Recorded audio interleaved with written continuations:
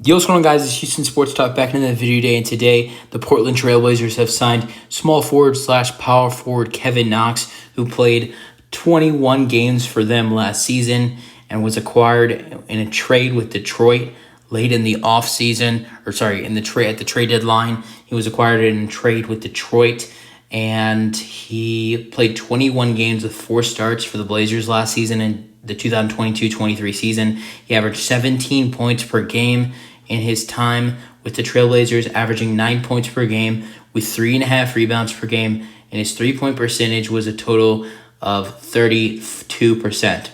Then, before he got acquired by the Trailblazers, he spent the first 42 games with the Detroit Pistons with 1 start, averaging 14 minutes per game, and he averaged 6 points per game with the Pistons with 3 rebounds per game. His three-point percentage was 37%. Now, keep in mind, Kevin Knox was a 8th overall pick in the 2018 NBA draft.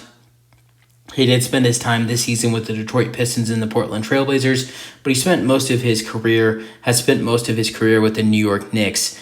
His first 3.5 seasons were with the New York Knicks. His rookie season, the 18-19 season, the 19-20 season, and the 20-21 season with the New York Knicks.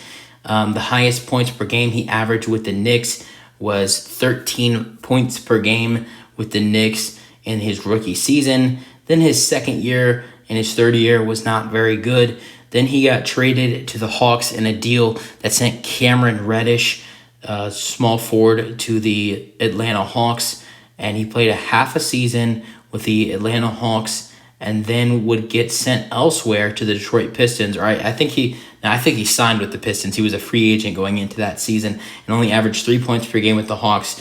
I mean, for an 8th overall pick, he's been a bust, but he's had a couple solid seasons. He's a solid three-point shooter. I mean, for a top 10 pick in the NBA draft, he's terrible, but he's had a couple solid seasons as a role player.